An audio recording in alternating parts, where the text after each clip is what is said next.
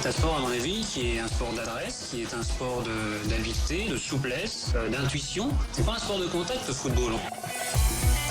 Si on veut pas de contact, on va jouer aux osselets, on va jouer à la pétanque, mais on joue pas au football. C'est 11 mecs contre 11 mecs et ça devient aussi une question de centimètres, tu vois. C'est la beauté de ce sport, du football en particulier. Jusqu'à minuit, c'est l'after-foot, Nicolas Villas. Avec Ali Benarbé, avec Jonathan Macardy, nous allons accueillir nos drôles de dames dans quelques instants. On vous rappelle les résultats de la soirée. Match de qualification pour la Coupe du Monde 2018. C'est terminé entre le Mali et la Côte d'Ivoire. 0-0. Le Pays de Galles est allé s'imposer 1-0 en Géorgie. L'Autriche a battu la Serbie 3-2. La Croatie a fait match nul un partout face à la Finlande. Succès de l'Espagne 3-0 face à l'Albanie. L'Espagne est qualifiée pour la Coupe du Monde. C'est fait, c'est officiel. L'Irlande a battu la Moldavie 2-0. Jonathan. Voilà, c'était Jonathan Macardy. Italie-Macédoine, un but partout. On sera avec Simone Rovera dans quelques instants. L'Ukraine est allée gagner 2-0 Kosovo. On va se retrouver en barrage. Qu'est-ce que je te dis? Israël a battu Liechtenstein 1-0. Victoire de l'Islande en Turquie 3-0. Énorme ce que font les Islandais qui du coup prennent la tête de leur groupe. Juste avant d'aller retrouver notre rôle de dame, Jonathan, le pire des scénarios zone Am Sud pour la FIFA. Deux scénarios. Non, t'as pas le temps. Le pire pour toi. On dira catastrophe pour la FIFA. C'est-à-dire que le Chili minimum fait un nul au Brésil. Probable.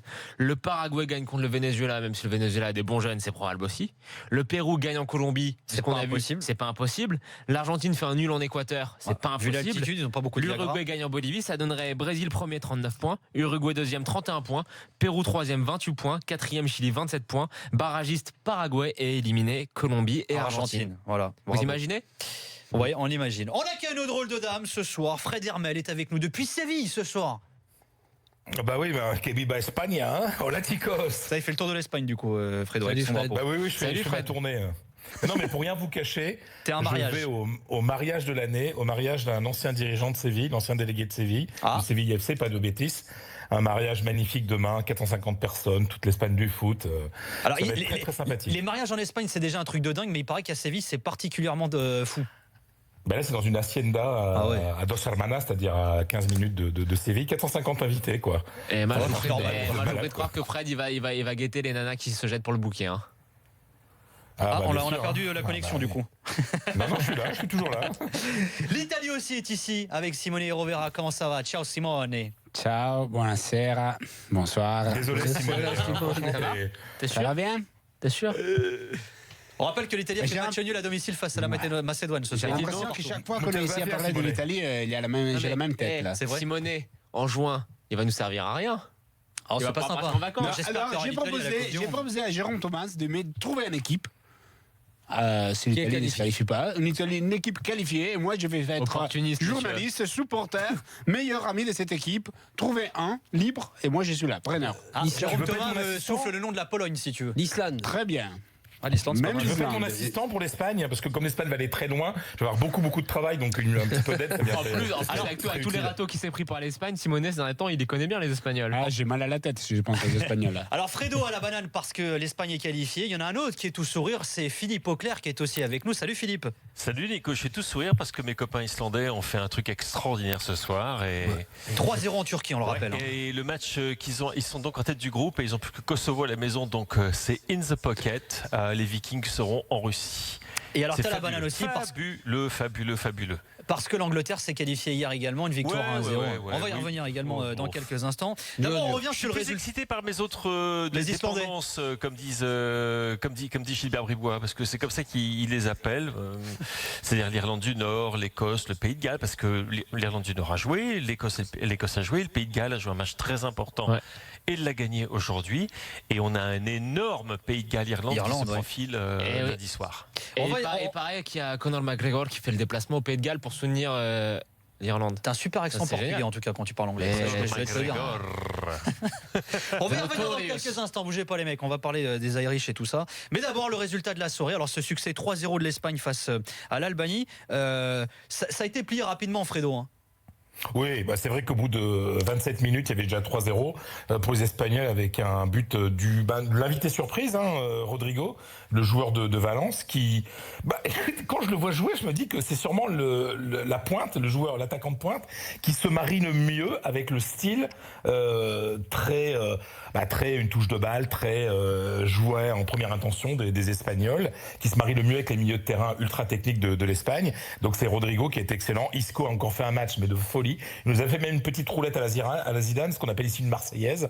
Et puis Thiago Alcantara, ils ont tous été très bons. Franchement, c'était un match. Après ils ont un peu lâché. Et c'est vrai que l'Albanie s'est créé 2-3 occasions, mais cette Espagne-là, elle confirme le match merveilleux qu'elle avait fait contre l'Italie. Ouais. Ça joue trop vite, quoi. Techniquement, ça joue trop vite. Le ballon, ça va trop vite pour les autres. Et à ce niveau-là, l'Espagne, j'ai l'impression de revoir l'Espagne, la grande Espagne de la Coupe du Monde, mais avec un avantage de plus. Rappelez-vous, en Coupe du Monde, c'était une Espagne, ça avait été le champion du monde qui avait marqué le moins de buts en phase finale, c'est souvent des 1-0. Et là, c'est une Espagne qui marque beaucoup plus de buts. Et qui a de la profondeur en plus. Est-ce qu'on peut quand même se rappeler de ce qu'on disait après le dernier Euro, que l'Espagne était morte, que la génération était foutue, c'est quand même dingue en 2 ans ce qui se passe, quoi. On disait, pas nous, quoi. Non, bien sûr, mais tout ce que l'opinion publique disait, c'est quand même dingue en 2 ans de voir qu'il y a une nouvelle équipe qui est en place, que tu as plein de jeunes bons qui ont été intégrés avec parcimonie, mais avec beaucoup d'efficacité, et que cette Espagne-là va quand même se présenter, à mon avis, en 2018, peut-être un cran en dessous du Brésil, mais dans le groupe des favoris. Non, mais quand tu vois ce qui se passe, c'est que cette équipe, quand tu vois ceux qui jouent, c'est le vainqueur de l'Euro Espoir en Israël en 2013. Exactement. C'était l'Espagne d'un certain Lopetegui. Exactement. Donc il fait rentrer les joueurs. Il les connaît bien. C'était Thiago qui était le capitaine, non ? Non, mais c'est surtout en fait c'est surtout ce qu'a voulu faire la fédération en mettant Lopetegui, parce que quand tu vois le milieu de ce soir avec Saúl Ñíguez, Alcantara et Coquet, c'est un petit peu. Ça y est, c'était suspendu. Voilà, mais ça fait c'est 3 joueurs qui vont jouer normalement pendant les 5-6 prochaines années. Alors Fredo, le match s'est joué à Alicante. Comment ça s'est passé pour Piqué ? Alors c'est vrai que l'actualité a été très lourde ces derniers jours avec les velléités indépendantistes de certains Catalans. Piqué avait pris position. Il a été sifflé pendant le match ? Oui, alors c'est vrai qu'au moment du changement, à l'heure du jeu, il a applaudi le public, il les a un petit peu retournés, il y a eu quelques applaudissements, mais au début, quand il arrive au stade, c'était terrible, quand son nom a été annoncé par le speaker, c'était terrible, et c'est vrai que la première période, à chaque fois qu'il tuait le ballon, c'était un concert de sifflets, et j'ai quand même l'impression que ça l'a affecté, parce que il a commis 2-3 petites erreurs, là, il aurait pu même faire un penalty, Oui, exactement. Il n'a pas joué sereinement, et c'est dommage, quoi. Bon, mais bon, d'aucuns vous diront que c'est le dernier match qu'il joue en Espagne et que après ça sera en Russie. Prochain match c'est lundi en Israël. Après ça sera en Russie. Bon, le public il va pas. Voilà, on va dire que le pire est passé, mais c'est pas une ambiance géniale malgré la belle opération de communication qui a été faite par Piqué, par Ramos et par Lopetegui, le sélectionneur. Alors puisque tu parles de communication, alors il y a une autre info qui est hors football mais qui est tombée dans la journée. Alors il y avait des rumeurs d'une séparation d'avec Shakira, alors qui a balancé une vidéo sur les réseaux sociaux. Piqué lui a répondu, mais ça doit l'affecter aussi un peu quand même, non ?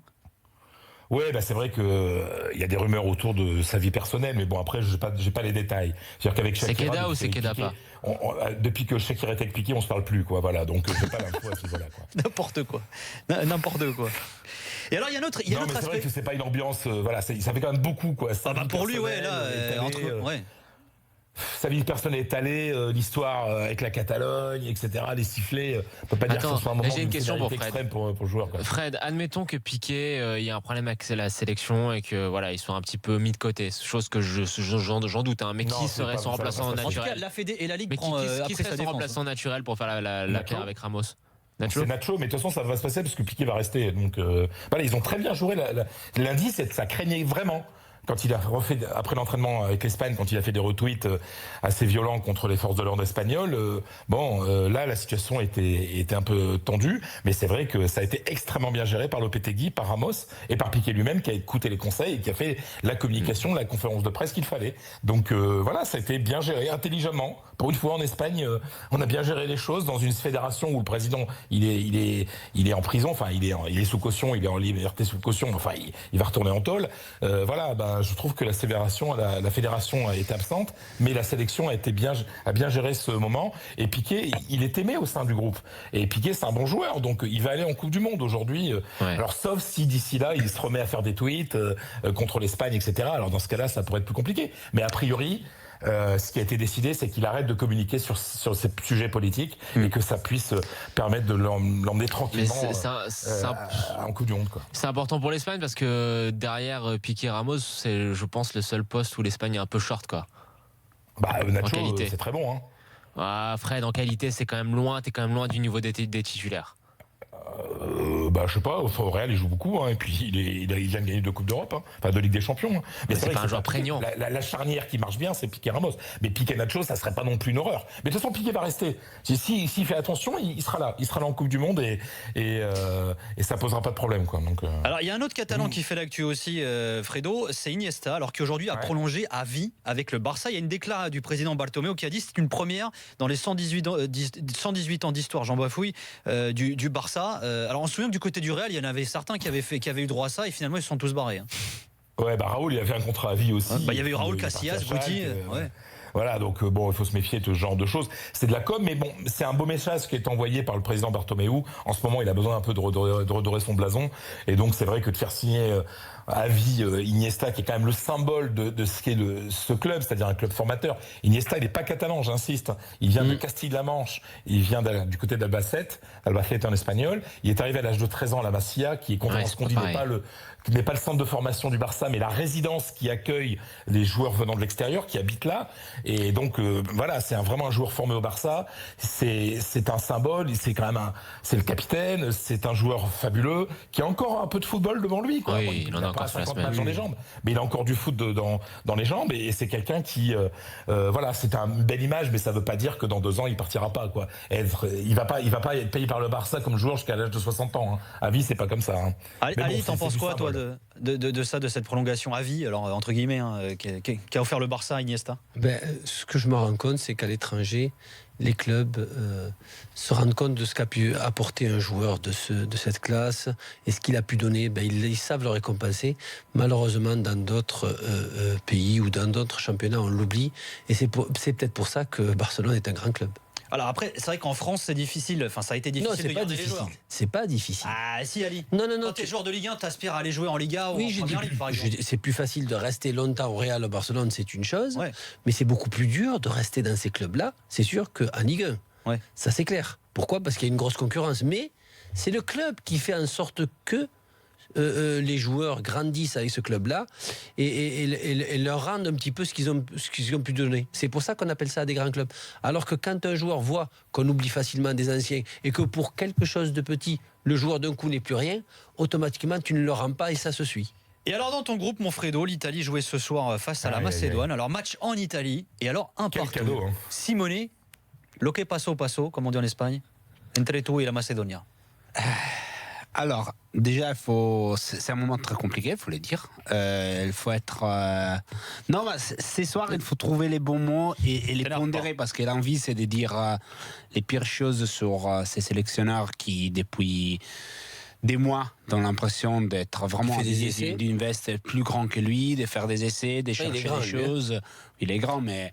cette veste de sélectionneur, c'est pas sa taille. On le voit. L'effet qu'il avait fait presque toute sa campagne de qualification avec l'idée de jouer un jeu offensif, les 4-2-4, un système qu'il a utilisé, qu'il a osé, qu'il a eu le courage ou la folie d'utiliser même face à l'Espagne et qui a porté un match qu'on sait très bien comment c'est passé avec une Italie proche du néant. Une néant qu'elle a touché ce soir. Avec une 3-4-3 qui en vrai c'était presque une défense à 5 face à la Macédoine parce que Darmian et Zappacosta, on peut dire ce qu'on veut, mais sont 2 latéraux très défensifs défensif.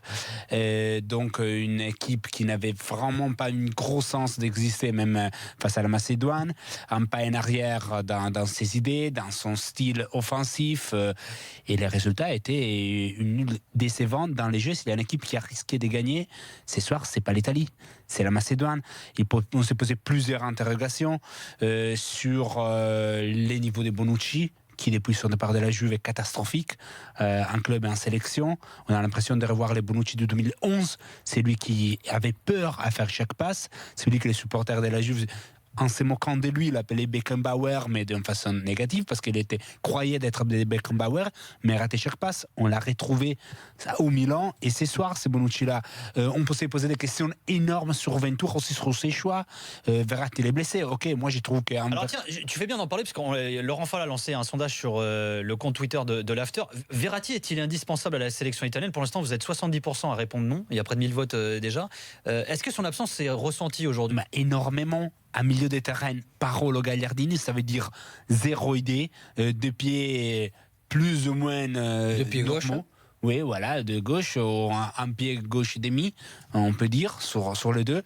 Et tu te rends compte que ces milieux de terrain où est indispensable les charismes de De Rossi, est indispensable les talents de Verratti. Et la chose plus absurde dans tout ça, au milieu de terrain, et là je vais dur sur le choix de Ventura, que c'est lui qui est le meilleur aujourd'hui milieu italien, qui joue dans l'équipe, qui joue les meilleurs football italien, qui est le milieu plus régulier, qui s'appelle Jorginho. Ah, merci. Il n'est pas dans les groupes. Et là, tu te demandes comment il fait ses choix. Ventura. Il explique comment Ventura, justement. Que c'est pas un joueur. Il fait des choix sur des joueurs qu'il a déjà eu. Il s'appelle Jorginho. Jorginho, il est bloqué en plus. Il a déjà une sélection avec l'Italie. Il peut plus avec le Brésil. C'est un match amical. Donc, il y a aussi des rumeurs qui arrivent du Brésil sur le fait que Tite y réfléchit. Oui, donc, parce que c'est ce que j'ai vu cette semaine. C'est lui qui, en ces moments, c'est les meilleurs milieux italiens. Il est magnifique. Qui fait les meilleurs jeux italiens et qui pourrait représenter avec Marco Verratti une couple de milieux de terrain très qualité. Jorginho joue à la Thiago Motta, Verratti joue à la des beaux joueurs, ça c'est possible, tu peux les faire. Mais ce que je dis, c'est que cette Italie, c'est la pire Italie en qualification. Jorginho bénéficie quand même de la sécurité qu'Alan lui apporte aussi. Tu peux trouver un De Rossi, Verratti, Jorginho, c'est un milieu de terrain. Voilà. Alors, tu as évoqué plus... Simonet, excuse-moi, vas-y, Philippe. Très brièvement, j'ai un ami anglais qui me signale que si l'Italie se qualifiait, ce qui n'est pas encore fait, il risque fort d'être dans le pot numéro 3. Oui. La vache. Mais là, attends, là tu veux déjà la qualification. L'Italie ce soir n'est même pas assurée de jouer le barrage. C'est très probable qu'il soit pas barragé. Tu te rends compte de se retrouver dans le pot numéro 3 pour la Coupe du Monde. Tu te rends compte du groupe dans lequel tu pourrais arriver. Non, mais Philippe, déjà qu'il est pas bien là, tu vas nous le tuer. Hein. Non, mais c'est sûr. Du blanc, il va passer à blanc pâle. C'est exact. C'est catastrophique. Alors c'est calculé au nombre de points. Hein. Voilà, il y a des équipes qui sont même pas barragistes encore. Elles savent qu'elles seront dans le chapeau 1 si elles se qualifient justement. Oui, bien sûr. Non, mais ça c'est les moindres des mal. L'Italie était déjà tête de série numéro 2 dans la qualification. Dans ces groupes, on joue face à l'Espagne parce que nous on était tête de série numéro 2. On pouvait tomber sur la Roumanie, on pouvait tomber sur les Pays-Bas. Comme la France est tombée sur les Pays-Bas, la France aussi était dans les groupes 2. Ça veut dire que il y a des soucis depuis des années pour l'Italie qui a perdu sa place des têtes des séries à la Coupe du Monde 2014 parce qu'elle fait un match nul à domicile les dernières face à l'Arménie. C'est une Italie qui n'a jamais donné vraiment d'importance à les qualifications et découvre ce soir qu'elle risque de ne pas être barragiste.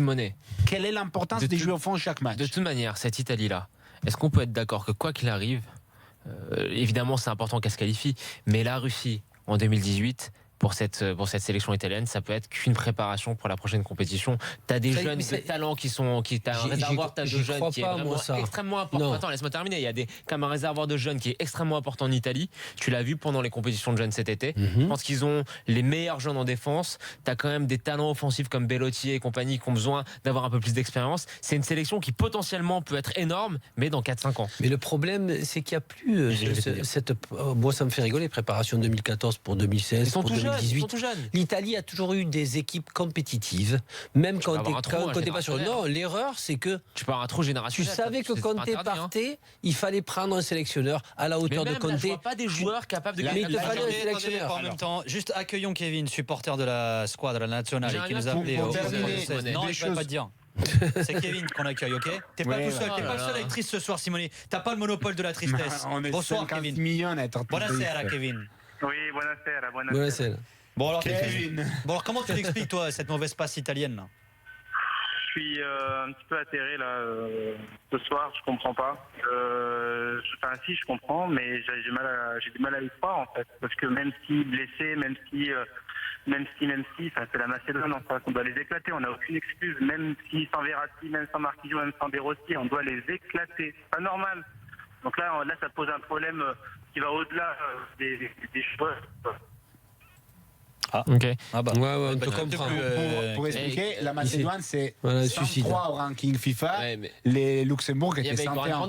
Donc la Macédoine, c'est même pire que le Luxembourg en ce moment. Ouais, mais t'as fait match nul, c'est pas mal du coup. Donc l'Italie, ils sont bien. Il y avait Pandev qui est capitaine. Non, mais vraiment, ce que j'aimerais savoir, c'est que. Pour finir, vas-y, je pense que mais qui me répondent, Simone. Le problème de cette Italie-là, c'est que c'est un problème de creux générationnel, mais que t'as des lendemains qui peuvent s'annoncer brillants vu les jeunes qui amènent. J'aimerais vraiment que tu me répondes là-dessus, Simone. Non, mais pourquoi dans l'Euro, ils n'ont pas été. Non, mais dans l'Euro, ils n'ont pas été bons. Tu parles de génération.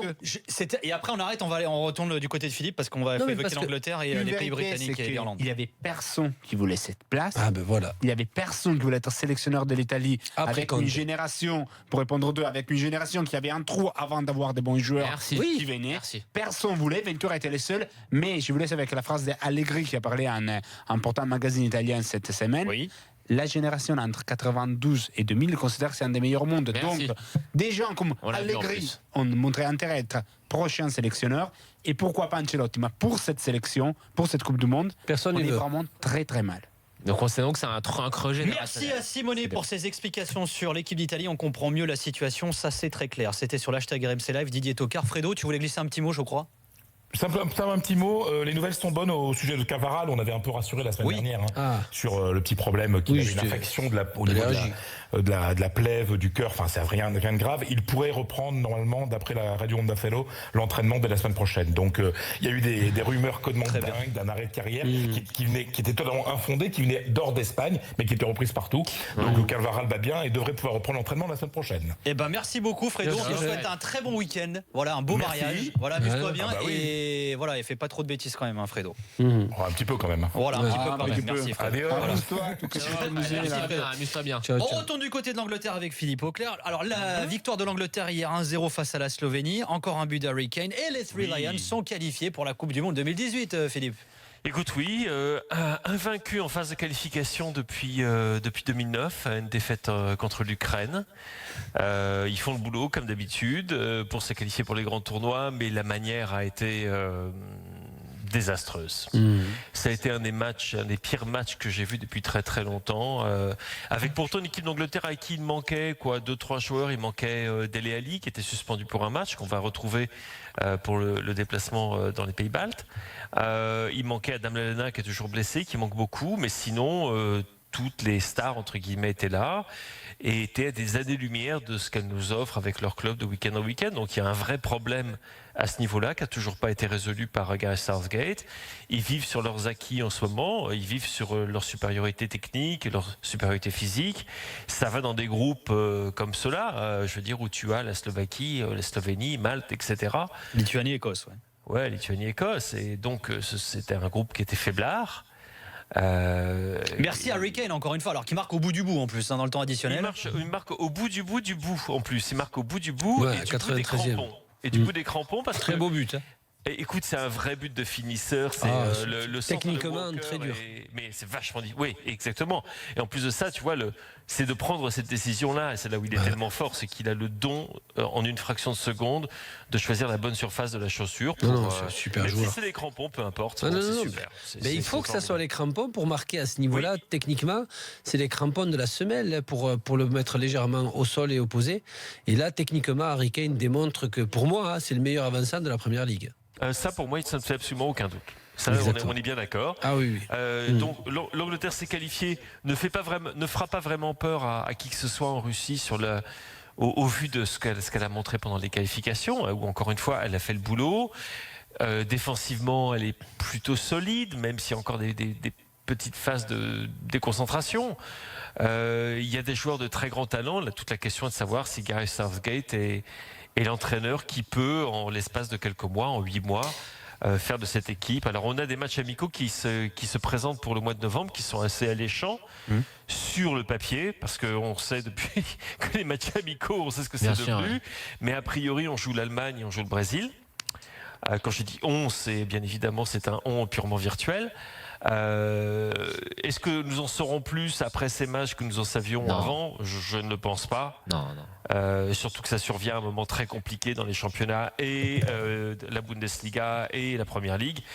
Non, on est dans l'expectative. Et c'est une équipe d'Angleterre moi je n'ai absolument pas les mêmes espoirs que je fondais en elle. Quand je la voyais, par exemple, après le mondial de 2014, où je me disais, il y a un truc qui est en train de se passer, la génération est formidable, et elle l'est, mais par contre, le jeu n'y est pas. Et alors Philippe, il te reste 1 minute pour nous parler des voisins de l'Angleterre. Alors l'Irlande du Nord est barragiste, peut-être rejoindre bientôt par l'Écosse. Alors surtout cette fameuse finale, entre guillemets, qui arrive et qui s'amène entre le Pays de Galles et l'Irlande, dans un groupe qui est complètement relancé avec la défaite de la Serbie ce soir en Autriche. Ouais, écoute, les permutations, je vais tweeter un truc, il y a un copain qui a tout mis ça, mais au propre, c'est fabuleux. Tout va dépendre donc de ce match entre le Pays de Galles et l'Irlande. Mais tu sais, le truc le plus dingo, c'est que s'ils font match nul, ils risquent de s'exclure l'un et l'autre des barrages. Donc c'est super compliqué. L'Irlande du Nord, il n'y a pas de problème, ils y seront. Et c'est un exploit pour l'équipe de Michael O'Neill, qui est énorme. Un vrai grand sélectionneur. Le boulot qu'il fait depuis qu'il a récupéré cette équipe, c'est exceptionnel. Les Écossais, c'est du miracle, mais ils sont encore dans le coup. Sait-on jamais, ils peuvent faire quelque chose. Il va falloir qu'ils fassent un coup en Slovénie pour cela. C'est pas totalement impossible. Et donc, mes dépendances, comme dit Gilbert, avec peut-être un peu excessivement, parce que c'est pas comme ça qu'il se définirait. Écoute, ça se passe pas trop mal. Surtout pas nous. Non, mais surtout pour l'air, ce qui fait du bien, c'est que il est pas très bon, c'est pas le plus élégant, mais d'avoir un vrai avant-centre avec Murphy qui a planté son doublé, ça change quand même pas mal de choses. C'est pas mal. La deuxième tête est formidable. Alors là, par contre, et puis s'il y a Conor McGregor qui fait le déplacement, ça peut comporter des chances. Conor McGregor. Et non, mais l'Irlande a encore une petite chance. Ça va être compliqué, mais encore une fois, ce résultat des Serbes complique tout. C'est formidable. Et vive l'Islande. Eh ben merci Philippe, voilà qui est dit. Merci Philippe Auclair, bien entendu. Merci à toi également Simone. Ciao, grazie mille Simone. Ça va pour les barrages. Qu'est-ce que j'aimerais pas qu'on tombe contre l'Italie ou les Portugais. Qu'est-ce que j'aimerais pas encore fait pour le Portugal. À partir de juin, ça serait bon quand même. Mais il n'y a pas de wild card pour la Coupe du Monde comme ça, non. Messieurs, dames, après la pause, on aura l'after story. J'ai été l'homme d'un match. On évoquera le match de Charles-Édouard Corridon. C'était il y a 13 ans quasiment, jour pour jour. Et puis le quiz de l'after également. Inscrivez-vous, on attend vos appels au 32-16. À tout de suite.